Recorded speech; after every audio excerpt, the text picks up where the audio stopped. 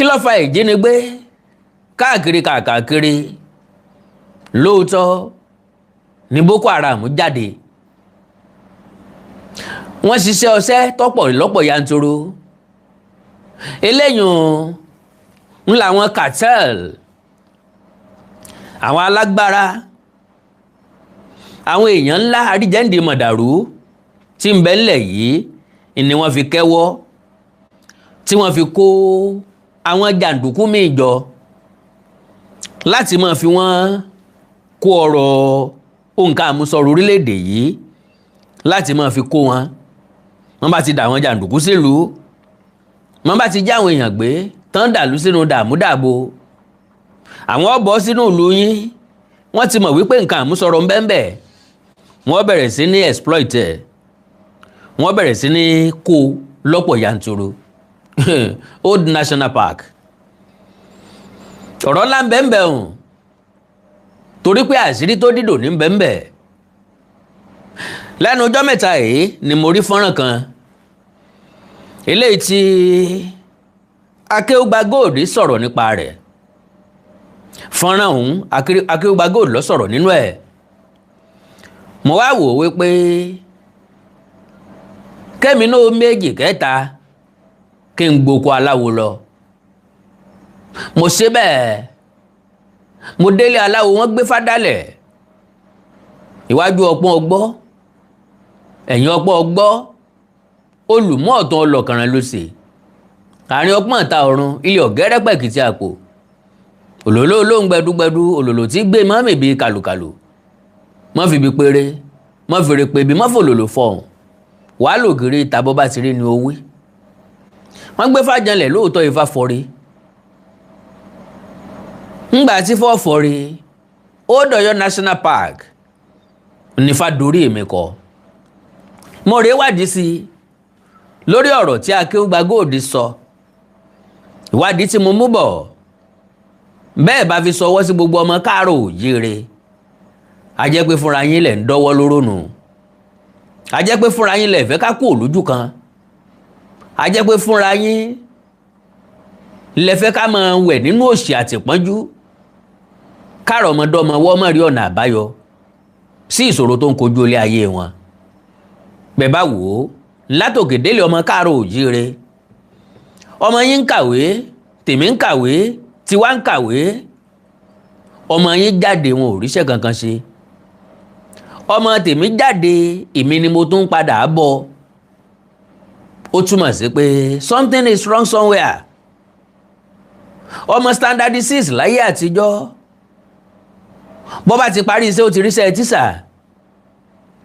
school sat láyé àtijọ́ wọ́n máa ń dáṣẹ́ dúró dè wọ́n ni wọ́n ń ṣiṣẹ́ ń báǹkì wọ́n ń ṣiṣẹ́ nílé iṣẹ́ tó lórúkọ káàkiri lórílẹ̀‐èdè Nàìjíríà graduate PhD holder doctorate degree master's degree wọ́n ń bẹ nílé wọn ò ríbi kankan lọ wọ́n print CV sígbà ọ̀nà wọ́n pín káàkiri ilé iṣẹ́ pàpà síbẹ̀síbẹ̀ náà tẹ̀tẹ̀ òhù nǹkan kan ò jáde láti bẹ̀ wọ́n retí etí di ṣeṣere wọ́n gbìyànjú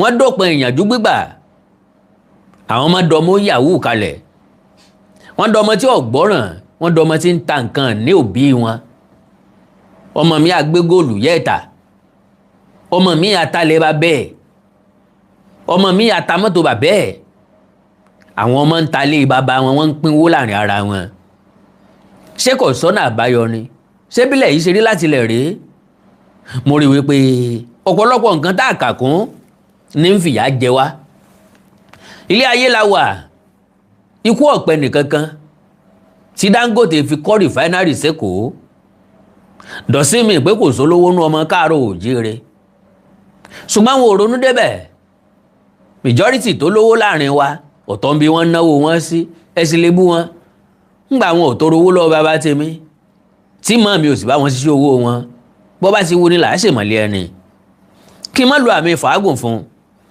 ìbá ń pín prógráàmù yìí kó délé kó dóko kó dẹ́sẹ̀ kùkú kó dọ́nà jíjìn ẹ jẹ́ pé ọ̀pọ̀lọpọ̀ àwọn èèyàn wọlé àkàndá mo fẹ́ sọ̀rọ̀ tí n ò tí ì sọ̀rọ̀ ẹ̀ rí torí pé a fẹ́ ṣíra wa létí ọ̀rọ̀ tí ó ṣe ń láǹfààní tí ó ṣe mí láǹfààní ọ̀rọ̀ tí ọmọ mú wa béèrè wípé kí wọ́n pín orílẹ̀-èdè yìí lójú ẹsẹ̀ torí wípé náà káàrọ̀ òjíire a ní nǹkan àmúṣọrọ̀ tó lè sọ àdí ńlá káàkiri àgbáyé tó lè sọ àdé èèyàn káàkiri àgbáyé tó lè jẹ́ ká ní ànító àti àníṣẹ́kù ká ní tọrọ tá a sì ní yáwó lọ́wọ́ orílẹ̀-èdè kankan láti ṣèjọba wa gbogbo ọmọ ọkọ Yorùbá má wo tèmi tẹ̀yìn ní ẹ̀rọ ó kọ ajá ọdẹ ìwà ní ẹ̀rọ bí orin King Sunny Adé ó ní ìwà ní ẹ̀rọ ìwà ní ẹ̀rọ ẹ mọ́ torí ẹwà fáyà sílé ìwà ní ẹ̀rọ jàre ńlẹ̀mí náà fi wá ní tẹ̀yìn ní ẹ̀rọ tẹ̀yìn ní ẹ̀rọ ẹ mọ́ torí ọ̀rọ̀ ẹ mọ́ torí ìwà kọ̀rọ̀ sákàndá ọ̀rọ̀ lẹ́nu tẹ̀yìn ní ẹ̀rọ ọjàre tẹ̀yìn láàrò ọ̀pátá gbéléjìká tẹ̀yìn lójú ẹ̀yìn láàrò okò ajá ọdẹ ní jẹ́ báwọn. well bá a gúnyán ń lo ewé tá a ṣe bẹ́ẹ̀ nú èpo ẹ̀pà ẹni tí ó yòóyò ẹni tí ò ní fi nǹkan kan bánú ò ní fi nǹkan kan bánú mọ̀ ń bọ̀ o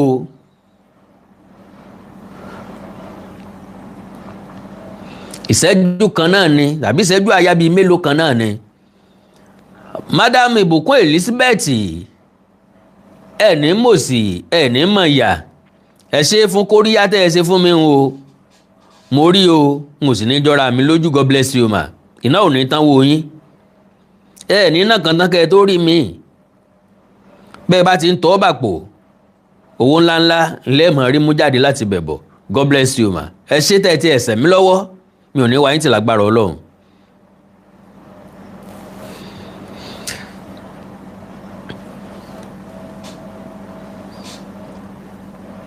now pápápá ẹjẹ́ akọ́ lọ sọ́dọ̀ akéwùgbà góòdì kémi náà tó wá ṣe analysis mi lẹ́sẹẹsẹ. àkìsùkú ìdí márùn-ún ni wọ́n fi àtàkì sùn àkọ́kọ́ reason wọ́n fi announce ní pé ọ̀gá ńlá ti débi o ẹ má tẹ̀lé sí o wọ́n ti mine nǹkan ní ọ̀dọ̀ ọ̀gá yẹn nísìn ó ti lé lọ́dún mẹ́ta ó ti lọ bí ọdún márùn-ún. wọ́n ti mine nǹkan ní Old Ọ̀yọ́ National Park ó ti lé bí ọdún méje ó ti lé bí ọdún mẹ́ta òótọ́ ọ̀rọ̀ ni akéwùgbà góòdì sọ nínú ìwádìí mi. ǹjẹ́ lẹ jẹ́ mọ̀ páwọn security agents tó wà lẹ́ environment ibẹ̀ wọ́n ń jẹun lójoojúmọ́ wọ́n ń buta ni àwọn sọ́jà ni o ọlọ́pàá ni o any security agent tó wà lẹ́ environment Old Ọ̀yọ́ National Park jáde sí Kìṣí jáde sáwọn ìlú tó wà ń bẹ̀ wọ́n ń lábẹ̀ lójoojúmọ́ ni torí pé àwọn nǹkan àmúṣọrọ̀ tí ń bẹ ń bẹ̀ àwọn tí mine ẹ̀ orí ọ̀kadà ni wọ́n ń kó sí gbédégboro kí wọ́n tó lòdù ẹ̀ sínú mọ́tò ńlá kí wọ́n tó máa gbé lọ sí Ìlọrin àbí ibi tí wọ́n ti lọ gbé fò tàbí ibi tí wọ́n ti gbé lọ sí seaport tán ti máa transport ẹ̀ lọ sókè òkun. àwọn security agent ń bẹ́ẹ̀ bẹ́ẹ̀ ọlọ́kadà tí bá ti ń gbé pọ̀ bí ìgbà téèyàn ń gbé ráìsì ni sẹ́wọ̀n pé gbà tán ti bọ́dà àwọn ọlọ́kadà tí ń gbé rẹsì wọn ò ráàyè gbé rẹsì wọn ò ráàyè gbóróró mọ́. lithium àwọn nǹkan òmùsọ̀rọ̀ tí wọ́n ń rí ní Old National Park ńlọ́kù tí wọ́n ń kó jáde àwọn security agent ọgbẹ̀tọ̀ sí wọn lọ́wọ́ wọn lójú ọ̀nà. ẹ wo bí abá ilé ayé ara wa dé ẹ wo ohun tó wà nípínlẹ̀ Ògùn ẹ wo ohun tó wà nípínlẹ̀ Ọ̀yọ́ ẹ wo ohun tó wà nípínlẹ̀ Ọ̀ṣun. gbogbo abúlé tí ń bẹ́ẹ̀ bẹ́ẹ̀ ò lè sọ pé àwọn ò mọ̀ pé wọ́n wá wà kan bẹ̀.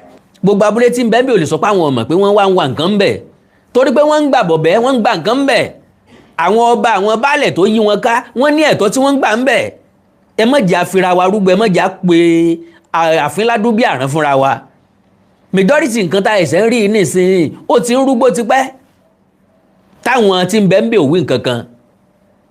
nítorí pé majority baálẹ̀ ní tí wọ́n fi ń sóúnjẹ nìyẹn majority àwọn ọ̀dọ́ ní tí wọ́n ń kọ́ ọ̀kadà tí wọ́n bá di lithium sínú sakasaka tí wọ́n gbé sẹ́yìn ọ̀kadà rẹ̀ pé kọ́ lọ bá wọn já ní màyà tàbí kó já ní Kìsí ó ti mọ̀ yí pé ìrìn tí ò tó ìrìn 30 minutes 12,000 wọ́n gbà lórí ẹ̀. Can you imagine nǹkan tó bá gbé lẹ́ẹ̀kan yóò gba 12,000 naira bọ́ bá wà lọ bẹ́ẹ̀ lẹ́ẹ̀márùn lójúmọ́ ẹ wo iye tí ọlọ́kadà ó pa bọ́ bá gbìyànjú lọ jù bẹ́ẹ̀ lọ lójúmọ́ ẹ wo iye tó ọlọ́kadà ó pa kálukú wọn mẹ̀lẹ́ ń bẹ̀ wọ́n pẹ̀pín wọn ò wí nǹkan kan jáde ọ̀rọ̀ wá di pé wọ́n wá ń jìyàn gbé nísìnyí ó wá di ti gbogbo wa ọ̀pọ̀lọpọ̀ àwọn nǹkan tá la máa ń pè ní ìyà ìmọ̀dé ọ̀pọ̀lọpọ̀ àwọn èèyàn ń bẹ tẹ́ máa pìtì tí wọ́n wọ́ọ̀ ti kẹ́ pìtì wọn ní tí prógrámù ní dálé lórí oríṣiríṣi ẹ̀kọ́ ló kúnnú ẹ̀ àwọn èèyàn kan ń bẹ tó jẹ́ pé wọ́n wọ́ọ̀ ti pìtì o àwa la wá ń gbé ọ̀rọ̀ wọn lérí kò dá bọ́n ṣe àtáàkì wọn kò dá bọ́n ṣe káwọn ọmọ kúrò níbẹ̀ míwáyé àwọn bàbá wọn jẹ́ àjàrà èyí wá ń kan àwọn ọmọ wọn. dédé àpò sìmẹ́ǹtì tí wọ́n bá gbé sẹ́yìn ọ̀kadà tí wọ́n bá calculate ẹ̀ kì í sọ̀rọ̀ $2,000 ìyẹn tí wọ́n bá ta ní sọ́lẹ̀ tó bá di bẹ́ẹ̀ lójú ẹ̀ sí truck ó di billions of dollars ilẹ̀ Yorùbá ẹ̀ máa múra ó súnmọ́ ó ń bọ̀ ẹ̀ máa múra àmúra ló jẹ́ wọlé wọ́n wàhálà ti wọlé Yorùbá ẹni tí ò bá mọ̀ tẹ́lẹ̀ kó lọ́ọ́ mọ̀ tí wọ́n bá ń pẹ́ ó ń bọ̀ ó ti wọlé Yorùbá ìran Yorùbá kì í ṣe pé mo fẹ́ dẹ́rù báráyé bẹ́ẹ̀ lèmi náà ọ̀rọ̀ pọ̀ tí mo fẹ́ sọ.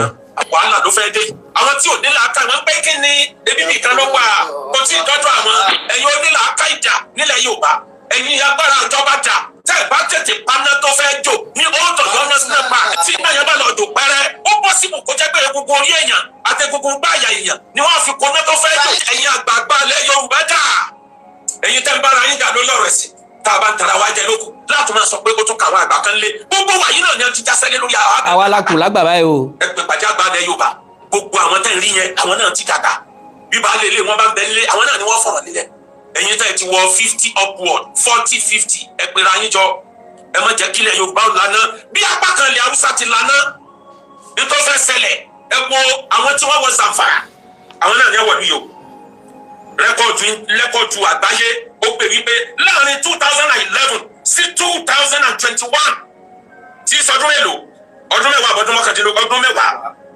wọ́n lọ́nà tí wọ́n ti pa ní Zamfara nìkan ẹ lọ wo lórí íńtánẹ́ẹ̀tì rẹ́kọ̀dù tó wà wọ́n ní wọ́n lé ní 10,000 yẹn láwọn tí wọ́n ti pa àwọn tí wọ́n wá displace tí wọ́n lé kúrò lábúlé wọn lé kúrò nílùú wọn àwọn tí wọ́n wá displace wọ́n ní wọ́n lé ní 2 million èèyàn àwọn abúlé ìlú tó ti dáwọ́rọ́ wọn lọ fẹ́ tó 50 ẹ lọ íńtánẹ́ẹ̀tì ẹ lọ kà ẹ lọ Google ẹ bó ṣe wá rí ní Zamfara bẹ́ẹ̀ náà lórí ní bọ̀rọ̀ níbi tó ti kọ́kọ́ bẹ̀rẹ̀ nínú gbó Sambisa wọ́n láwọn tí wọ́n pa látàrí wàhálà gbó Sambisa wọ́n ló lé ní 20,000 èèyàn lára wọn làwọn ọmọ Chibok 276 tí wọ́n kó ń jọ sí díẹ̀ ní àmọ̀rí padà majority àwọn ọmọ yẹn ló mọ̀ bá ìṣẹ̀lẹ̀ yẹn lọ àwọn tí wọ́n padà gan 80% wọn lóde toyúntoyún wọ́n lọ lọ́mọ tí ò tí bàlágà tí ò tí jábàlẹ̀ wọ́n dé màdàmú ni wọ́n bá dé màdàmú Chibok ni wọ́n bá dé lọ́dún náà lọ ẹ wo àdánwò tí ń ṣẹlẹ̀ nílùú yẹn bó ṣe wá yí lọ tó yí bọ̀ kò tí tó ń tán síbẹ̀ wọ́n tún wá ní títí dìsín ogun yẹn ò ti stop iye sójà tó ti bá wàhálà yẹn rìn àwọn iléeṣẹ́ ológun ló lè sọ fígọ̀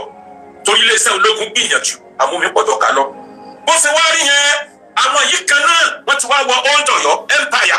iléeṣẹ́ ológun gbìyànjú ṣùgbọ́n omi pọ̀jọ́ ká lọ eléyìí lèmi ò fẹ́ gbọ́ rárá iléeṣẹ́ ológun mọ̀ nípa nǹkan tó ń ṣẹlẹ̀ àwọn náà dẹ̀ ń jẹun bẹ́ẹ̀. àbí old Ọ̀yọ́ national park tá a bá sọ́ra ti old Ọ̀yọ́ yóò fẹ́ burú ju àti Zamfara àti Zambisa yóò fẹ́ burú ju méjèèjì lọ nítorí pé enabling environment ó ń bẹ fún wọn ní old Ọ̀yọ́ national park orí ọlọ́run sọ sí igbó old Ọ̀yọ́ national park tàbá tí federal government bá maintain solid mineral tí bẹ ní old Ọ̀yọ́ national park yóò lójú state tí ó lówó tó Ọ̀yọ́ state ní Nàìjíríà nǹkan yẹn làwọn wá kiri nǹkan yẹn ni wọ́n ranjú mọ́ ní Zambisa wọ́n rí lithium díẹ̀ ni wọ́n fi jókòó kábẹ̀ kò tó nǹkan àwọn ìgbà tí a dé Zamfara wọ́n rí gold wọ́n lé gbogbo àwọn ará abúlé yẹn dànù wọ́n take over wọ́n bẹ̀rẹ̀ sí wa gold chopper wá láti gbé wọ́n lòdù ẹ̀ sórí truck ń gbé lọ sí port láti gbé lọ lóyìnbó àwọn òyìnbó ń kó wọn fún wọn wọ́n ń kó nǹkan ìjà fún wọn wọ́n ń kó $1 billion fún wọn tí wọ́n bá ń kidnap wọ́n fi ń cover ni àwọn tí wọ́n ń kidnap yẹn owó tí wọ́n rí bẹ́ẹ̀ kò tó nǹkan kan nínú owó tí wọ́n rí nǹkan tí wọ́n bá nínú rẹ̀. change àwọn fi yẹn cover káwọn kan lè mọ kílòjì ẹ wá wò tẹ ẹ bá wá kúrò ní Zamfara ẹ lọ sí Borno láti Borno wọ́n rí díẹ̀ bẹ́ẹ̀ àwọn ìgbà tí wọ́n dé Zamfara wọ́n rí gold 10% lithium tí wọ́n rí times 10 ni mo fẹ́ wí times 10 ní lithium tí wọ́n rí díẹ̀ ní Zamfara àti kínkínní ní Borno times 100 díẹ̀ ní bẹ́ẹ̀ ní Old Ọ̀yọ́ national park. ẹ lọ wájú ìjọba náà ti mọ̀ federal government ti mọ̀ àmọ́ ìtètè múra ni lọ́ fẹ́ dá wàhálà alẹ́ báyìí. lórí àjọ àgbáyé gíráàmù ẹyọkan kílógíráàmù ẹyọkan lithium tí ń bẹ ní Old Ọ̀yọ́ national park wọ́n tà ní 23.80 per kilogram $23.80 per kilogram ètò mi pé dédé àpò sìmẹ́ǹtì tí wọ́n bá gbé sẹ́yìn ọ̀kadà tí wọ́n bá calculate ẹ̀ kí sọ̀rọ̀ $2,000 ìyẹn tí wọ́n bá ta ní sọ́lẹ̀ tó wá di pé lóòtù ẹ̀ sí truck ó di billions of dollars. $2 million àníyàn. eléyìí ni wọ́n ń kó níbẹ̀ kódà gold wọ́n ní tó ń bẹ lórí ilẹ̀ yẹn ẹlẹ́dẹ̀ẹ́ta ti bẹ́ẹ̀ bẹ́ẹ̀ wọ́n ń pè ká ní tata. gbogbo resources tó wà lórí ilẹ̀ Odoyo National Park gbogbo ẹ̀ pátápátá ni wọ́n kà fún yín. live gene-stone tantalizing stone ní gbogbo àgbáyé wọ́n nílé tí ń bẹ ní Odoyo yẹn ló fà jù. àwọn nǹkan wọ̀nyí ní bẹ́ẹ̀ àwọn nǹkan wọ̀nyí làwọn ọ̀gá ńlá ni wọ́n wá fún òní wọ́n wá jókòó tẹ̀ wọ́n ti máìnì nǹkan ní Odoyo yẹn nísìnyí ó ti lé lọ́dún mẹ́ta ó ti lọ bí ọdún márùn gbogbo abúlé tí bẹ́ẹ̀ ò lè sọ pàwọ̀ mọ̀ pé wọ́n wá wà kan bẹ̀. nítorí pé majority baálẹ̀ ní tí wọ́n fi ń sóúnjẹ nìyẹn majority àwọn ọ̀dọ́ ní tí wọ́n ń kọ́ kadà tí wọ́n bá di lithium sínú sakasaka tí wọ́n gbé sẹ́yìn ọ̀kadà rẹ̀ pé kọ́ lọ bá wọn já ní màyà tàbí kó já ní kìsí ó ti mọ̀ yí pé ìrìn tí ò tó ìrìn 30 minutes 12,000 wọ́n gbà lórí ẹ̀. àwọn yẹn náà ń ṣiṣẹ́ fún wọn abúlé yẹn tí wọ́n bá lóòótọ́ oríṣiríṣi torí truck ò lè débẹ̀ ọ̀kadà náà fún wọn gbé majority. bẹ́ẹ̀ni. eléyìí tó bá wet ni wọ́n ń lo chopper láti wá gbé ọ̀rọ̀ tí wàá tán síbẹ̀ lọ́jà àgbáyé wọ́n ní wọ́n ń ta lithium tó bá kún truck ńlá kan ó lè wọ́ ti $37 billion. Can you imagine? lọ́jà àgbáyé $37 billion. nǹkan yìí ló wà ní ilẹ̀ Yorùbá ló wà ní Odoyo National Park. àwa gangan ọ̀dẹ̀ sàmúlò ẹ̀ ẹja béèrè ìbéèrè kan àdó olóró kan gúnlẹ̀ Ìbàdàn jò ní tí Peter Ayọ̀délé Fáyọ̀ṣe sọ wípé federal government fún gómìnà ìpínlẹ̀ Ọ̀yọ́ onímọ̀ ẹ̀rọ Ṣèyí Mákindé ní $50 billion tí Ṣèyí Mákindé jáde wípé kìí ṣe $50 billion o 35 àbí 30 billion ni wọ́n sì fóun nínú ẹ̀ o ǹjẹ́ 30 billion tí wọ́n fún ọ gangan dà so pin fáwọn tí ṣẹlẹ̀ sí àwọn tí wọ́n jẹ́ kàdó yẹn ó bú àwọn tí ń wa kùsà ni ń bò wọ́n ti ń wà ṣé èso Odoyo National Park náà ni Òkè Ògùn Axis nìyẹn náà ni wọ́n ti ń wa nǹkan kí ló dé tá a wá ń tanra wa ṣé gọ́ọ̀mẹ̀ntì ọmọ àwọn tí ń gbé bẹ́ẹ̀.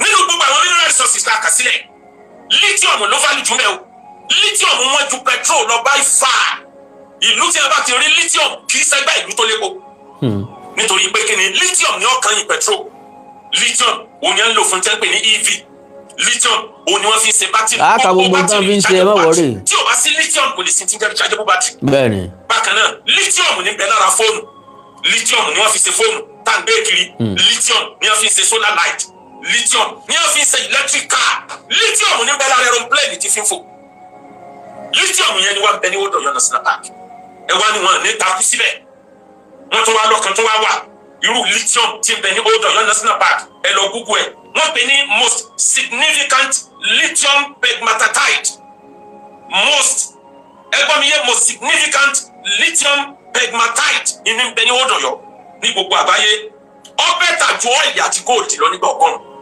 òun ní bẹ́ẹ̀ kí wàá ló dé táwọn ọ̀gá ńlá fi wá wọ Odoyo wọ́n rí Odoyo bíi ibi tó ń tẹ́ da nǹkan bo àwọn lójú láti gbọ́ ìpè káì irú bíbá yìí ń bẹ làwọn ń jẹ ìyá ní north kí ló dé tí wọ́n fi rò bẹ́ẹ̀.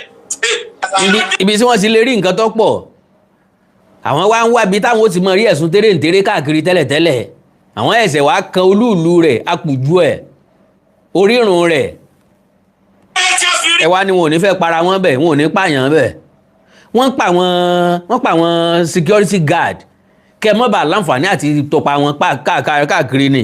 Igbó Odoyo National Park as ibi tó bẹ́tà táwọn òrí láti jọ́ yìí tí ẹ wá ya gbogbo bẹ̀ àkọ́kọ́ tó jẹ́ kí wọ́n rí bẹ́ẹ̀ advantages ni pé one ibẹ̀ close sí Lagos airport tí wọ́n bá bẹ ní Sambisa tí wọ́n bá lóòdù tàbí ní Zamfara truck yóò lu ọ̀sẹ̀ kan tàbọ́jọ́ márùn-ún kó tó dé port lẹ́kọ̀ọ́ níbi tí wọ́n ti kó sójú omi. àwọn tó bá jẹ́ ní Odoyo ní ìrìn wákàtí 6 sí 8 láti Gbẹ́tì ó ti gbẹdẹ bọ̀. Sure. wọ́n kó díẹ̀ wọ́n lóòdù ẹ̀ àárín ìgboro náà ti ń lóòdù ẹ̀. wọ́n ti kó dé bọ̀ ìyẹn àǹfààní àkọ́kọ́ closer to Lagos port.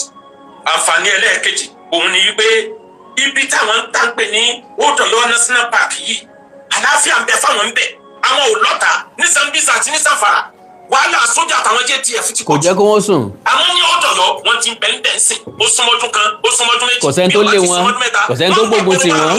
àwọn aráàlú wọn ò lè sọ pé àwọn òmùmọ̀ táwọn kan bẹ́ẹ̀ bẹ́ẹ̀ tí wọ́n mọ̀. wọn lè sọ bẹ́ẹ̀ àwọn ni wọ́n ń ta oúnjẹ fún wọn torí pé wọn ti.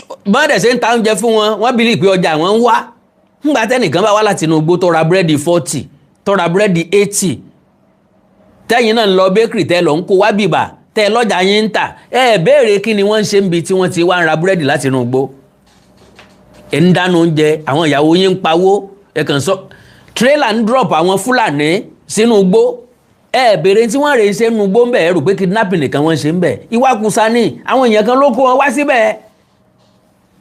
What are you talking about? ìmọ̀ pé àwọn ọ̀gá ńlá ó padà dé wọ́n ti ń pa àwọn èèyàn. ó ti wọn rí bẹ́ẹ̀.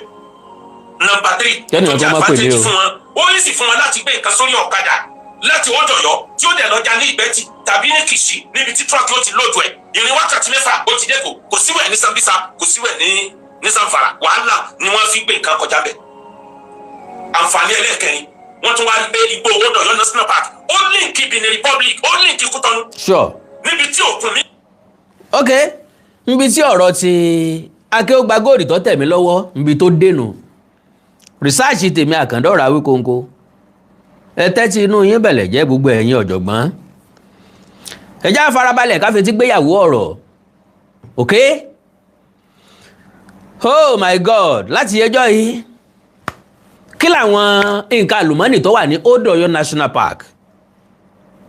Old Oyo National Park contains valuable solid mineral deposit prominently including lithium, gold,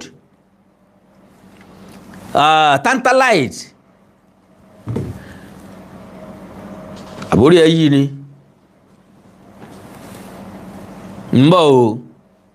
Tantalite, columbite, iron, and several types of high-grade gemstones. While the park is a protected ecological conservation zone, the rich presence of these mineral resources has attracted significant illegal mining activities across various axes of the park, including the Abatabu and Daba sectors. Now, ẹ já béèrè lọ́wọ́ ara wa mining ti ń lọ nínú igbó yẹn lọ́dọ̀ àwọn security guards ń gáìdì Old National Park fúnra lára wọn wọ́n bìlì pé àwọn nǹkan ayé àtijọ́ tẹ́ fẹ́ wá wò ní museum ní nǹkan lè máa bá wá wọ́n kọ̀yìn sí gbó wọn mọ̀ wípé gbẹlẹmùkú nǹkan lọ́nu gbó àwọn tó wà lódì kejì igbó àwọn ń jàǹfààní ẹ̀ àwọn kan ń gáìdì building lásán illegal mining lọ́nu igbó tẹ́rẹ̀rẹ̀rẹ̀ ok táwọn security bá sọ pé àwọn ń wá àwọn ọmọ tí wọ́n kó láti ẹjọ́ yìí ní this same Old Oyo National Park ká ní wọ́n rìn jìnnà bí wọn ò bá tí ì débi táwọn ọmọ yẹn wà wọn ò ti já síbi tí wọ́n ti ń mine illegally nínú igbó yẹn kan náà bọ̀ torí pé wọn ò kúrò lójú kan kò jẹ́ kí wọ́n rí nǹkan kan mú kò jẹ́ kí wọ́n rí ibì kankan dé kò jẹ́ kí wọ́n rí nǹkan kan dì mú láti bí ó ti ń lọ bí oṣù méjì nísìn tí wọ́n ti láwọn yínú gbó Old National Park káàkiri. Now, the primary mineral resources found within the Old Oyo National Park and its surrounding Òkè Ògùn axis, including strategic and battery mineral lithium.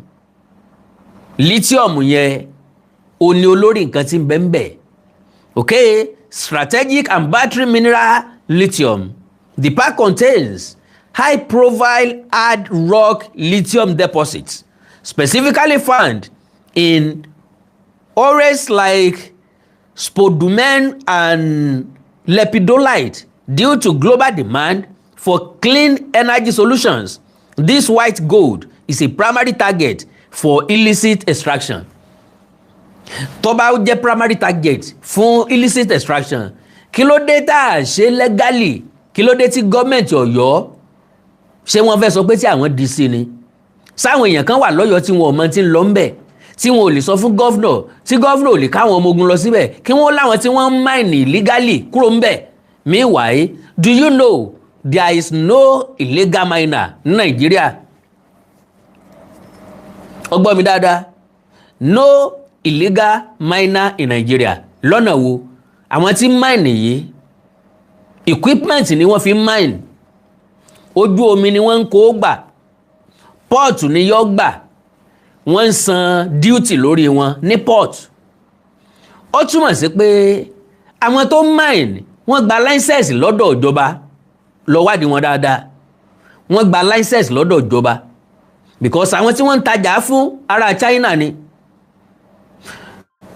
port ni wọ́n ń gbé gbà padà lọ sókè òkun gbọ́ mi dáadáa port ni wọ́n ń gbé gbà padà lọ sókè òkun custom ó fún yóò ṣe duty sí lórí kan tó ṣe duty ká ẹ tó ṣe duty ọkọ̀ dandan ni ká ẹ sọrú ọkọ̀ tẹ́ ẹ gbé sí Peugeot ní àbí Toyota àbí Honda that means ká ẹ tó ṣe duty nǹkan tó fẹ́ jáde dandan ni kí wọ́n mọ tẹ́ ẹ dì sínú àpò tó bá jẹ́ cement ni ó ní iye tí wọ́n gba cement tó bá jẹ́ wheat ni ó ní iye tí wọ́n gba wheat tó bá jẹ́ ọkà bàbà ni ó ní iye tí wọ́n fún ní tí wọ́n ṣe custom lórí custom paper lórí ọkà bàbà tó bá jẹ́ àgbàdo ni ó ní iye tó bá jẹ́ wà ní tó bá jẹ́ rice ni ó ní iye tó bá jẹ́ òróró ni ó ní iye tó bá jẹ́ electronics ni ó ní iye tó bá jẹ́ fóònù ni ó ní iye ìyẹn túmọ̀ sí pé gọ́ọ̀mẹ̀ntì ò lè sọ fún wa pé wọ́n ń kó nǹkan bẹ́ẹ̀ jáde kúrò lórílẹ̀‐èdè Nàìjíríà ṣé wọ́n fẹ́ sọ fún wa pé wọ́n rí lójú òfurufú ni nbolẹ̀ tí ń kó bọ̀ níbi kan ní mọ́tò tí ń darí bọ̀ náà ẹ ti rí point méjì dè mọ́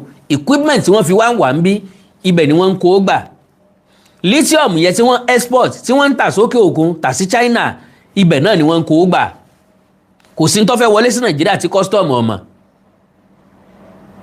gbogbo tó wà nínú container yín lẹ́mà state sínú pépà ìyẹn náà ń pè ní custom duty torí gbogbo tí bẹ́ẹ̀ ní custom fẹ́ gbowó lórí ẹ̀ bẹ́ẹ̀ gbé laptop wọ́n fún wọn gba duty lórí ẹ̀ anything tẹ́ bá ti kó wọlé kí ló dé ta wá ń tanra wa ìwà sọ pé gọ́ọ̀mẹ̀ntì ò mọ̀ ń pa ẹ̀ okay is a primary target for illicit extraction lithium nìyẹn ìkan tó wà tán pè ní tantalite and columbite this rare eléyìí ò wọ́pọ̀ high value transition minerals are essential components used extensively in electronic devices and manufacturing bí wọ́n bá fẹ́ ṣe àwọn electronics gbogbo oríṣiríṣi components ni wọ́n ń kó sínú ẹ̀ ara àwọn nǹkan tí wọ́n fi ń ṣe àlùmọ́ọ́nì inú ilẹ̀ ni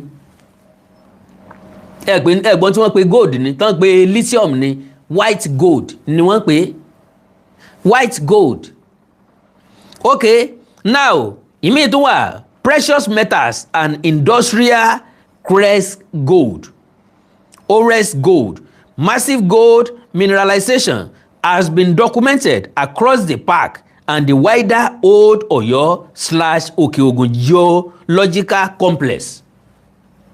Oríṣiríṣi nǹkan àlùmọ́ọ́nì ní bẹ nínú Old Oyo National Park.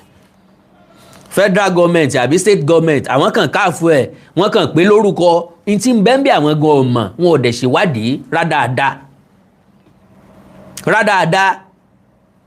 A ní state government ní national government a ní tí wọ́n ń pè ní aláwọn tí wọ́n ń pè ní researcher àwọn researcher ti wá kàn jókòó sọ́fíìsì ni wọ́n kàn gba salary wọ́n dẹ̀ ń gba nǹkan àjẹmọ́nú wọn researcher ti wá wọn mọ̀ bá ṣe research wọn mọ̀ bẹ́ẹ̀ yẹn ṣe ń jáde wọn mọ̀ bẹ́ẹ̀ yẹn ṣe ń fọ́gbó káàkiri téèyàn ó discover nǹkan kan kí làwọn researcher wa ti discover rí kí ni research wọn ti mú jáde rí gbogbo àwọn researcher tó jáde kúrò nílé ẹ̀kọ́ ń bo wọn wà ṣèṣẹ̀ ń tọ́ lọ study research ńlẹ̀ lọ gbé sí báǹkì ọlọ́run ràn yín lọ́wọ́ iron ore sí ọ̀rẹ́ ni iron ore àbí ore broad deposit of iron ore are distributed within the basement complex rocks of the area abẹ́ gbọ́ mi dáadáa ẹ wo ibi tí àwọn yẹn wà ìkan wà tán pè ní gemstones tourmaline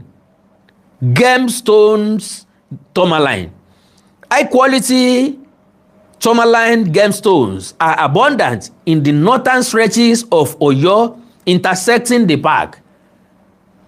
Oríṣiríṣi nǹkan tó wà nínú Old Oyo National Park nìkan nìyẹn o. Others precious stone. The park's crystalline pegmatite structures harbor various other gemstones including aquamarine, beryl, garnet and amethyst. Bó kọ́ wọ́n ṣe ń jẹ́nu o lára ẹ̀ náà ni construction and industrial minerals marble òun náà wà ní Old Oyo National Park and dolomite ìyẹn náà wà ń bẹ̀ located in commercial quantities near park border areas like Igbeti, giving the surrounding zone its reputation for world-class marble deposit. gbogbo nǹkan báyìí gbogbo nǹkan àlùmọ́nì yẹn lọ́pọ̀ ń bẹ commercial quantity lágbègbè Ìgbẹ́tì nínú Odò Ọ̀yọ́ National Park yẹn náà ìkan náà wà tán ń pè ní kaolin, ìkan wà tán ń pè ní talc èyún TALC, ìkan wà tán ń pè àti granite òun náà wà nínú ọbẹ̀. These industrial minerals exist extensively within the underlying geological rock formations. That's same Odò Ọ̀yọ́ National Park. Ìkan wà okay báwo ni wọ́n ṣe extract ẹ̀? That is extraction and security contest. Because the park is legally a protected zone, any mining within the perimeter is illegal. Okay bó bá wá jẹ́ legal ńkọ́ kí ló dé tá wá lè wá legally kálí àwọn tí ń bẹ́ẹ̀ kú o bó bá sì já wọn mọ̀ wà okay ìjọba ti gbẹ́sẹ̀ lé ilẹ̀ ìjọba lẹ́wà ẹ mọ̀ bájọba wà á mọ̀ sanwó ọ̀yà tí ń fún yín kó di ti gọ́ọ̀mẹ̀ntì kí gọ́ọ̀mẹ̀ntì ó dẹ ti ń jèrè ń bẹ̀. Àǹfààní tí yóò ṣe gbogbo ọmọ ìpínlẹ̀ Ọ̀yọ́ kò ní mọ lẹ́lẹ́gbẹ́. Number one, àwọn ìlú tó kọ́kọ́ wà lágbègbè ibẹ̀ àwọn ni kọ́kọ́ jọlá bẹ̀ kí wọ́n kọ́kọ́ ní basic amenities, kí wọ́n kọ́kọ́ gba àwọn ọmọ wọn ṣiṣẹ́ níbi táwọn ọmọ tí ń bẹ́ẹ̀ náà táwọn náà ti kọ́lọ̀ ń jẹ́ kí wọ́n gbọ́n dáadáa. Majority wọn ti ń gọ̀kadà wọn, àwọn tí ò ríṣẹ́ láàrin wọn pé kí wọ́n gbà yín ṣiṣẹ́ wọ́n ń rówó rọ̀gùnrọ̀gùn lọ́dọ̀ yín ń rí sẹ́ńjì ó dẹ̀ jọ yín lójú dẹ̀ lè jàfẹ́tọ̀ yín Ọlọ́run ràn yín lọ́wọ́. Okay. The federal government, through enforcement agencies like the EFCC and the National Park Service, routinely cracks down on illicit mining networks, which have historically caused environmental degradation and safety concern inside the park and boundaries. Now, àwọn tí wọ́n ní ká máa bójútó wọn, àwọn eléyìí ọgbẹ̀tọ́, wọ́n farí inú ni o. Okay, now, èmi wá béèrè wípé àwọn àwo gangan ní mine ní Odò Ọ̀yọ́ National Park. Who is mining in Odò Ọ̀yọ́ National Park? Èmi lèmi béèrè bẹ́ẹ̀. A massive network. Kì í ṣàwọn ọmọ kéékèèké o gbóǹtarìgì nínú àwọn tán ń pè ní cartel ni o. A massive network of illegal miners is extracting valuable minerals like lithium and gold in the Odò Ọ̀yọ́ National Park. The illicit operations are run by local cartels and syndicates with active involvement from foreign buyers, including Chinese nationals who buy the minerals directly from the forest.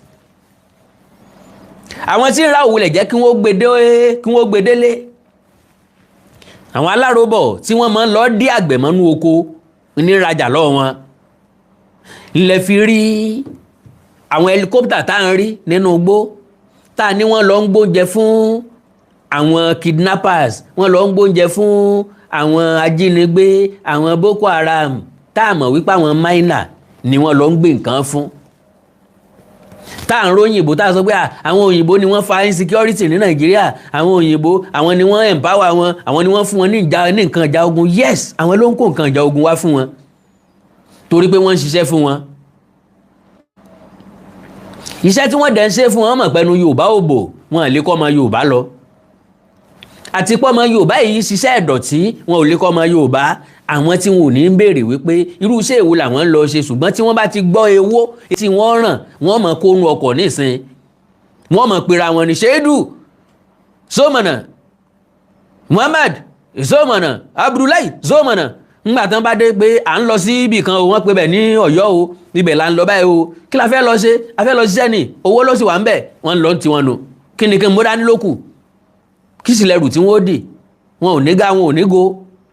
Àwa láàmú lọ síbì kan fọ́lídé ọjọ́ 3 péré tá a di báàgì kábákábá bí ẹni pé èèyàn ò ní dé mọ́.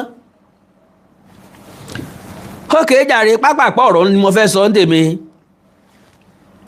So inú gbọ́nbẹ̀ ń làwọn Chinese yìí ti ń rajà lọ́wọ́ wọn ò jẹ́ wọn wulẹ̀ gbédégboro àwọn ní ọ̀sán wà àwọn ọ̀kadà tí ó gbé débi tí wọ́n ti máa tó sínú ọkọ̀ wọ́n á sanwó ńlá fún wọn ó gbé ó tún padà wá lọ́la. Now who is doing it? Àwọn àwo ní ṣe. Organized cartels operate inside the dense ungoverned spaces of the park. Níbo la lè pè ní ungoverned spaces? Òun náà ni àwọn inú igbó tó lọ sálálu. Ibi tí wọ́n govern bẹ́ẹ̀ náà níbi tí wọ́n kọ́lé sí. Ńbẹ̀ nìkan náà ni àwọn òṣìṣẹ́ wà táwọn ti ń wá láàárọ̀ tán padà lọ́la tán lọ lílágo 5 ungoverned area that is inú igbó tó lọ sálálú ṣùgbọ́n tó jẹ́ government reserve area náà. Kí ni gbogbo nǹkan yìí kọ́ wa? Gọ́ọ̀mẹ̀ntì wa ti sùn jù ní Nàìjíríà. Tí Nàìjíríà bá wá sùn kò sí tó ní kí South West ó sùn. Àǹfààní irú àwọn Ọbáfẹ́mi Awólọ́wọ̀ nu, they are great leaders. Àwọn aṣíwájú àwọn olórí tí wọ́n mọ nǹkan tí àwọn èèyàn wọn ń fẹ́ nìyẹn, tí wọ́n ti discover many things sílẹ̀ kan tó lọ. Gbogbo tí wọ́n fi ilẹ̀ lọ nìkan náà la padà ń rí. Gbogbo àwọn olórí burúkú karambani tá a padà ń níyì wọ́n ní nǹkan kan ṣe. Owó tó lórí burúkú wọn kò nìkan wọ́n ń wá, kò sí nǹkan tí wọ́n fẹ́ fi ilẹ̀ dè wá, tí wọ́n fẹ́ fi ilẹ̀ dọ́mọ tí ń bọ̀ lọ́la. Who is doing it? Organized cartels operate inside the dens, ungoverned space of the park. Local checkpoints collect fees. Gbọ́ mi dáadáa, local checkpoints collect fees from thousands of motorcycle riders who transport the raw materials daily. Tẹ́lẹ̀ kó security bẹ́ẹ̀ kó custom bẹ́ẹ̀ wọ́n tẹ̀wọ́ wọn ó gbowó ni, wọn ò ní sọ pé ká má gbé tán fẹ́ gbé. Because àwọn cartel yìí wọ́n ń rí àwọn security agents tó wà across that place, wọ́n ń fún wọn ní ẹ̀tọ́, wọ́n ń fún wọn lóbì tó gbó. Gbọ́ mi dáadáa, wọ́n ń fún wọn ní tí ó ju sálárì tí wọ́n ń gbà lọ tàbí tán máa rí lódidi ọdún. Kò sẹ́ni tí ń ṣẹ́ lẹ́yìn àràǹdì ibẹ̀ tí ó fẹ́ kó gbé nǹkó ń bẹ̀. Ìbáàjẹ́ ọlọ́pàá ìbáàjẹ́ sọ́jà wọ́n ń ṣẹ́tù wọn. Àkọ́kọ́ nìyẹn. Ẹlẹ́ẹ̀kejì ni pé àwọn gangan gba owó ojú ọ̀nà lọ́wọ́ àwọn ọlọ́kadà tí ń gbé. Bọ́ bá gbé kan ti níye tán máa gbà lọ́wọ́ ẹ̀. Sọ gbàgbé bọ́n ṣe ń kó ráìsì wọlé láti Kútọ́nù, ó ti níye tán gbà lórí báàgì ráìsì kan. Èmi àkàndọ̀rọ̀ Awíkóńkó mọ̀, mo witness ẹ̀ dáadáa. Back then 1,000 naira, no 100 naira ń gbà lórí báàgì kan. Láyé ìgbà tó jẹ́ pé láti bọ́dà Kútọ́nù ní Dìrókò dé Owódé Dìrókò 1,000 naira ni wọ́n fi ń gbé báàgì ráìsì kan. Owó tí nǹkan ò tí ì di ẹrẹ̀bẹ̀ntẹ́ báyìí, mo ń sọ̀rọ̀ 2011, 2012, 2013. So gẹ́gẹ́ bẹ́ẹ̀ náà ló ti ní iye tán máa gbà lórí báàgì kan tó bá gbé fún lithium. Okay, what are they mining? Kí ni tí wọ́n mine ń bẹ̀? The primary targets are lithium, a rare metal used in batteries, and gold. Lithium yìí gẹ́gẹ́ bá kí o gba gold ṣe sọ, ó wà nínú nǹkan tán fi ń ṣe batteries, ó wà nínú tán fi ń ṣe phone and so many other things. So okay, how is it funded? The multi-billion naira illegal mining economy is heavily backed by foreign buyers who finance the local operators. Àwọn olówó ìlú òkè òkun tí wọ́n mọ̀ nípa business, wọ́n mọ̀ nípa gold, wọ́n mọ̀ nípa lithium, ìwúlò rẹ̀. Ngbà wọn náà produce battery, ngbà wọn náà produce phone, ngbà wọn náà produce kí lorúkọ ẹ̀ electric cars. Wọn ò dẹ̀ rí lọ́dọ̀ wọn, Áfíríkà náà wọ́n ti ń rí. Wọ́n sanwó ńlá fún yín, ń bọ́ jẹ́ pé dọ́là ni wọ́n san. Dọ́là máa ń já wa láyà Nàìjíríà. Bẹ́ẹ̀ nìkan bá sọ pé wọ́n fún mi $1 million nísìnyí, ń sọ pé gbogbo ibi tó bá gbogbo iṣẹ́ tó bá rán mi ní máa jẹ́. Ẹ̀yin ẹ fi dán mi wò lọ́la. Ẹ fún mi $1 million. 1 million ó ti tó. Mi lè béèrè nǹkan kan mọ́, gbogbo tẹ́ bá ti rán mi ní máa ṣe. So where it happens, ń bọ́ ló ti ń ṣẹlẹ̀, the activities are highly concentrated in remote, deep forest area of the park, particularly near Igbeti, Kishi, and Daba axis. Àwọn ibi tán ti ń ṣe lábẹ́ inú o, gọ́ọ̀mẹ̀ntì ń gbọ́ wá báyìí o, gọ́ọ̀mẹ̀ntì ń wò wá báyìí o. Àwọn gan náà lè gbégbésẹ̀, but unfortunately wọn ní gbégbésẹ̀ kankan because ilé ìtàn ṣe ń sàǹfàrà, ìwo ni gọ́ọ̀mẹ̀ntì gbégbésẹ̀ ń bẹ̀. Ìtàn ṣe káàkiri orílẹ̀-èdè Nàìjíríà, ìwo ni gọ́ọ̀mẹ̀ntì gbégbésẹ̀ ń bẹ̀. Torí pé wọ́n sanwó ọ̀yà fún gọ́ọ̀mẹ̀ntì náà, wọ́n san táàsì fún gọ́ọ̀mẹ̀ntì, ẹjá lọ wábi jókòó sí. Yes, all right. Government response. Agencies like the EFCC, Economic and Financial Crime Commission, and park rangers frequently arrest suspects and seize truckloads of mineral leaving the state borders. Ntáwọn náà bá gbà lọ́wọ́ wọn kọ́, kí ni wọ́n fi ṣe? Trust me, àwọn ẹni ẹlẹ́ni náà wọ́n ó rèé tà lẹ́yìn ni. Ọ̀gá, kí ni ìlówó lórí o? Ẹjá wá báyà fún un, sọ ẹ̀sẹ̀ ń ṣẹlẹ̀ ni. ẹ lọ wá bí jókòó jọ. Now kí làwọn nǹkan tí wọ́n fi lithium ṣe? Ẹ jẹ́ kí n deliver gbogbo content tí mo ní lórí ọ̀rọ̀ lithium yìí, bóyá yóò kàn yín lára, bóyá yóò jẹ yín lọ́kàn, bóyá ẹ lè gbégbèsè lórí ẹ̀. Now kí làwọn nǹkan tí wọ́n fi lithium ṣe? Lithium energy storage, high electrochemical potential. Lithium releases electrons more readily than almost any other element. Lightest solid element. Its tiny atomic mass allows batteries to store massive amounts of energy without becoming heavy. Wow. Gbogbo battery tá à ń sọ pé tá à ń pè rechargeable battery tí fóònù ń lò nǹkan lithium ni ó jẹ́ kó lágbára tó fi máa láǹfààní àti gba iná sínú. Tó yẹ jẹ́ pé battery kò ní ìdí kó tó kàbìdù kó tóbi gbangba ìbá jẹ́ kónkóló, bí lithium bá ti wà nú ẹ̀ yóò máa gbaná sára. Èyí ò túmọ̀ sí pé ẹ lè charge ẹ̀ yóò lè gbaná sára tẹ́ lè lò fọ́pọ̀lọpọ̀ ọjọ́ ọ̀pọ̀lọpọ̀ wákàtí kó tó discharge náà tán kó tó gbà míì sára. Lithium wà nù tí tán lò fún. Lithium ion movement. During use, lithium ions travel from the negative anode to the positive cathode. Àwọn electrical engineering ló lè mọ gbogbo eléyìí. Reversible battery charging. Plugging in a device forces the ions to move backward, storing energy for the next cycle. Hard rock mining vs. brine extraction. Hard rock mining.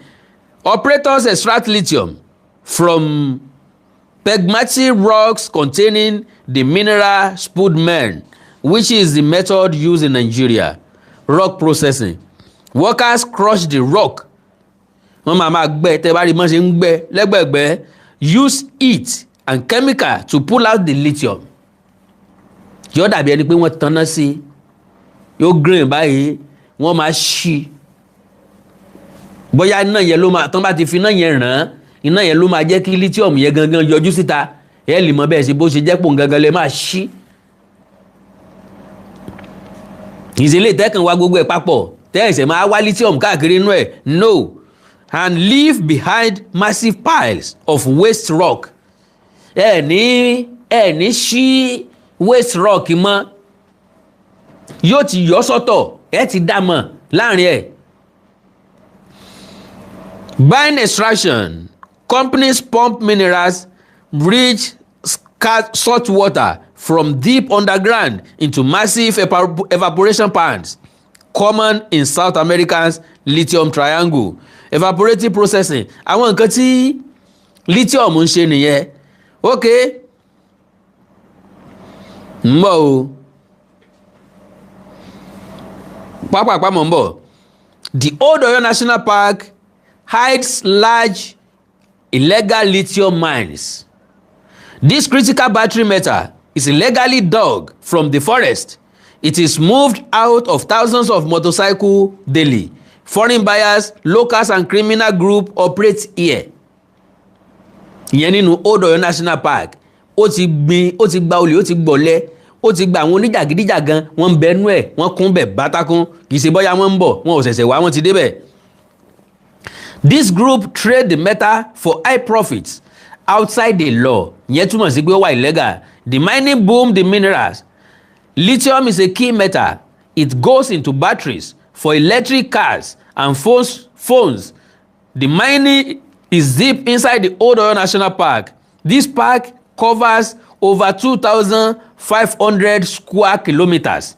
It crosses local areas like Kishi, Igbeti, and Igboho. The process, thousands of bikes carry the dead rocks out of the forest. The rocks are sorted in illegal camps. The impact and crackdown local danger. The trade is tied to rising insecurity and gangs hiding in the forest. Gbogbo àwọn tí wọ́n ń sọ̀kadà ń bẹ̀ ni wọ́n mọ̀ ń pa ẹ̀. Ǹjẹ́ wọ́n kéta? Ǹjẹ́ wọ́n sọ nǹkan kan? No. Wọ́n believe pé báwọn bá sọ àwọn dínà jẹ́ àwọn. Government raids. ó túmọ̀ sí pé ìjọba ti ń rèdí wọn bẹ̀ tẹ́lẹ̀tẹ́lẹ̀. The Government and Economic and Financial Crimes Commission EFCC are fighting back. ṣé èsì pé wọ́n ń fa ìsápò ara wọn? ẹ lọ wọlé àwọn EFCC tó wà lẹ́ environment ibẹ̀.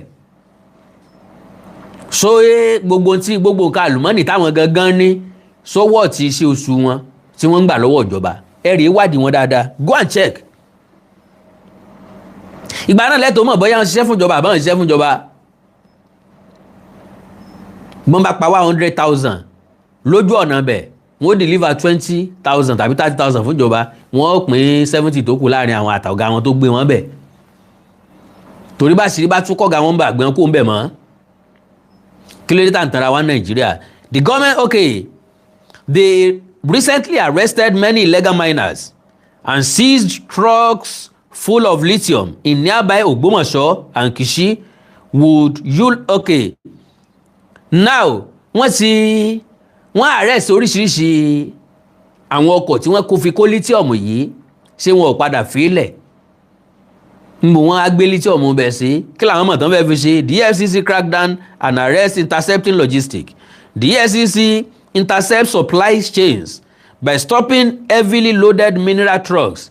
Recent major operations along the Ilorin-Ogbomoso axis led to multiple suspects arrested and vehicles seized.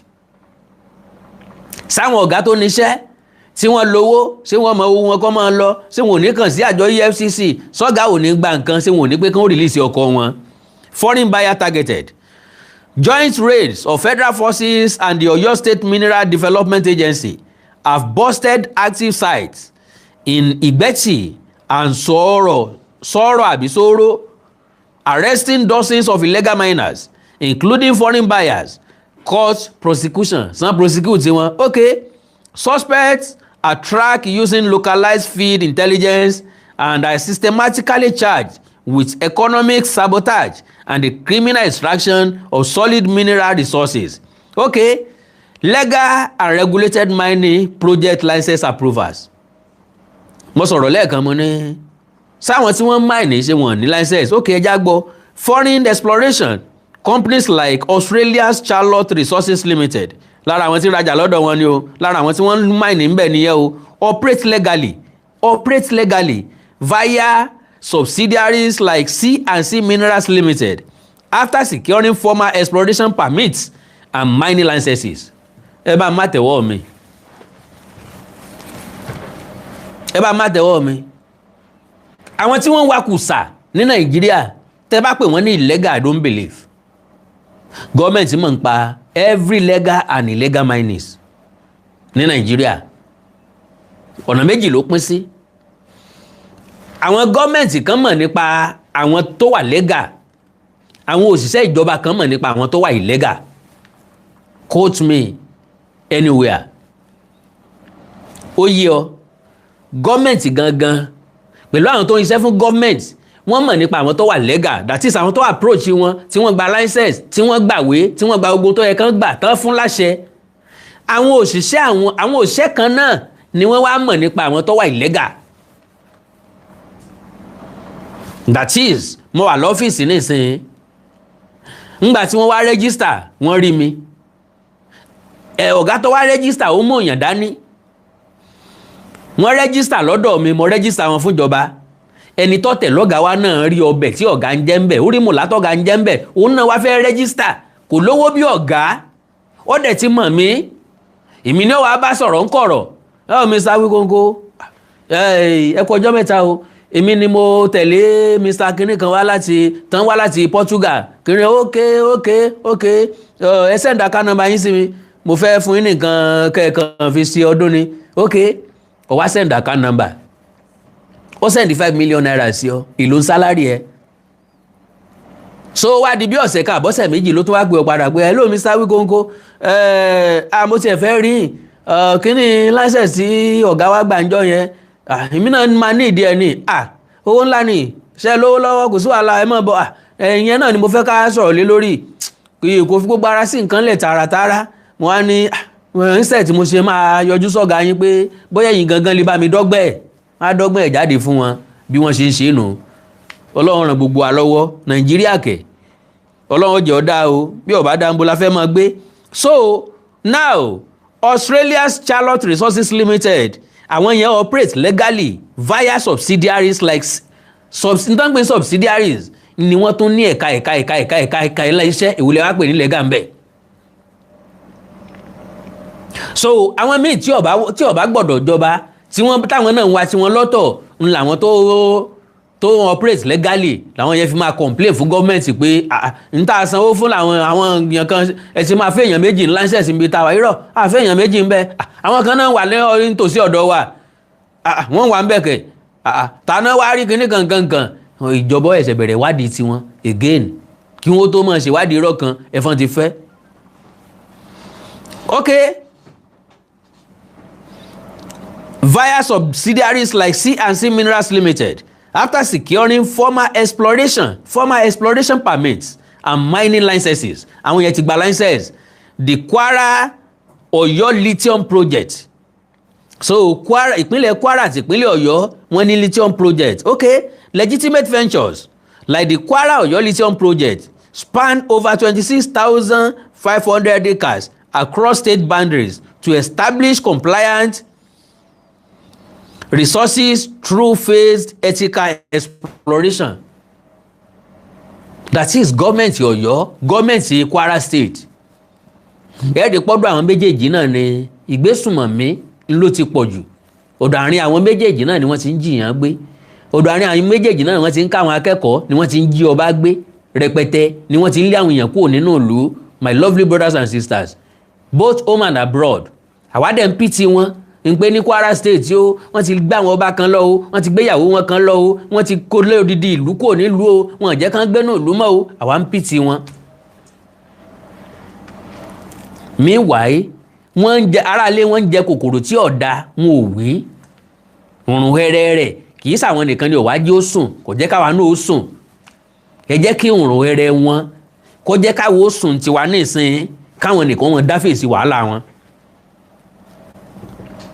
Gọ́ọ̀mẹ̀ntì méjèèjì máa ń pa ẹ̀ ìní gọ́ọ̀mẹ̀ntì méjèèjì ò fi lẹ́nu láti gbẹ ẹnìkan kan kalẹ̀ lo and behold if care is not taken àwọn ọmọ tí wọ́n jí kó láhoro ìṣẹ́ ẹ̀lẹ̀ yẹn kọ́lọ̀ wọn járí wọn padà ni.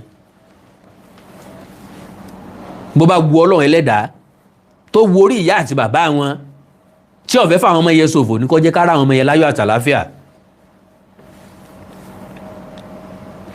Value addition push. The federal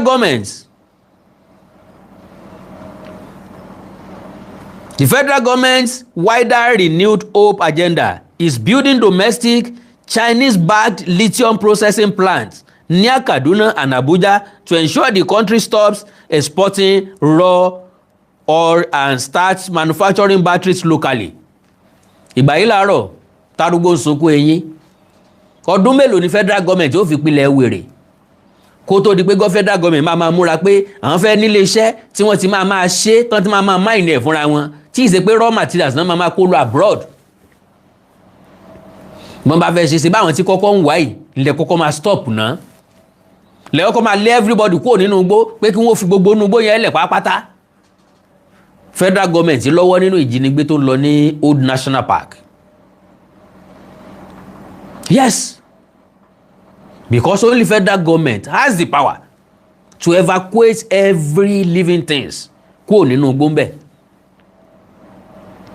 Yes, only federal government can do that. Can make announcement. Okay o, àti local miner àti international miner leave the forest for now. Bá a ṣe ń gbà tá a fẹ́ gbaná kúrò lọ́wọ́ àwọn tá a ta fún gbà yẹn PHCN wọ́n kọ́kọ́ drop ẹ̀ ná ẹ jẹ́ kán kọ́kọ́ drop ẹ̀ ná kí kálukú kọ́kọ́ jáde ná àlàáfíà kọ́kọ́ jọba ń bẹ̀ ná. Ká wá ṣèkéde ẹni tó bá tó kú o tó bá tó ń wà ń bẹ̀ after 30 days òkú lẹ́lẹ́jà ta ni o káwa wẹ́n tí ò ní jáde kúrò ń bẹ̀. So okay, near Kaduna and Abuja to ensure the country stops exporting raw materials and start manufacturing batteries locally. Kò sí ntọ́pọ̀ jù tí Nàìjíríà bá ń ṣe battery fúnra lára wọn táwa náà ń ta sókè òkun. While lithium is globally valuable, the battery boom. Okay, Why lithium is globally valuable the battery boom. Kí ló dé tó fi jẹ́ nǹkan àtẹ́wọ́gbà káàkiri àgbáyé tó bẹ́ẹ̀? Lithium is the primary component needed for high capacity lithium-ion batteries that power electric vehicles, EVs, and modern smartphones. Climate targets. Global climate policies mandate a massive shift away from fossil fuels, requiring lithium production to skyrocket to meet international green energy milestone. Lo and behold, káàkiri àgbáyé ni wọ́n ti wá lithium, náà ti nídi lithium. Ọlọ́run dẹ̀ fún wa ní Nàìjíríà. Instead ta fi ń ta lọ́pọ̀ kú ọ̀yọ̀kú. Lówó tí ò tó nǹkan kan gẹ́gẹ́ bí raw materials.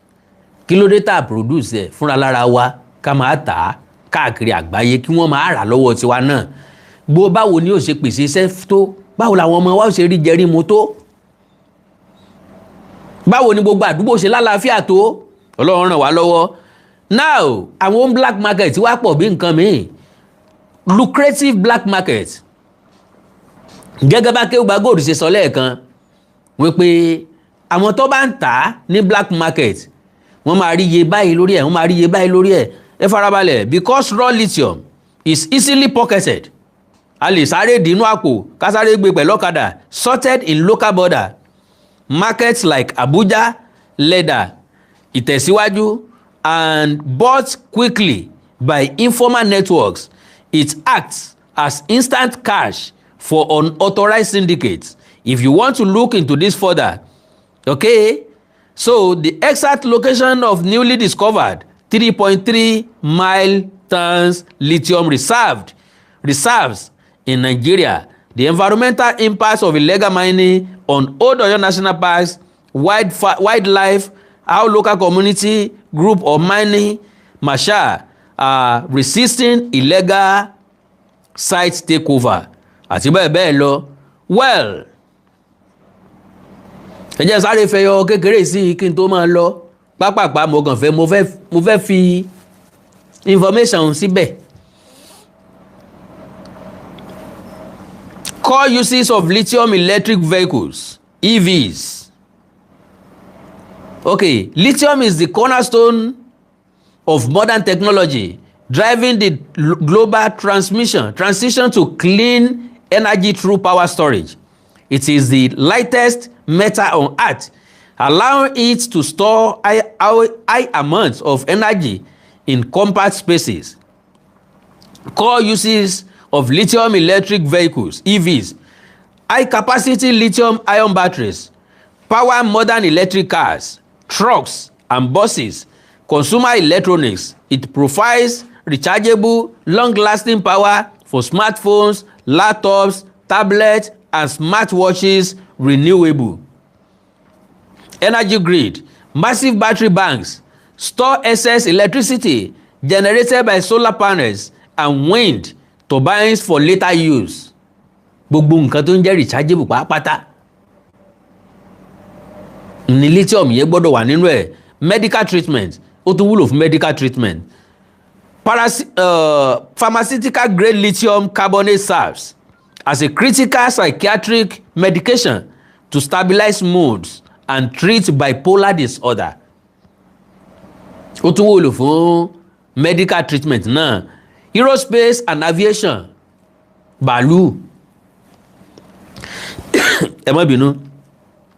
Industrial manufacturers alloy lithium with aluminium and copper to create strong, lightweight metals for aircraft hulls. Industrial lubricants, wọ́n tún lò fún industrial lubricants náà. Lithium grease withstands extreme temperatures, making it essential for heavy machinery, automotive parts, and military hardware, glass and ceramics. So tún wà ń bẹ̀ náà, processing raw lithium into glass production lowers thermal expansion, creating heat-resistant cookware and specialized laboratory glassware. The environmental dilemma the clean benefit. Using lithium to phase out fossil fuels drastically reduce global carbon emission and combat climate change. That is, lithium ó wà nínú tó máa lé petrol lílò rẹpẹtẹ tó máa padà lé wọlé.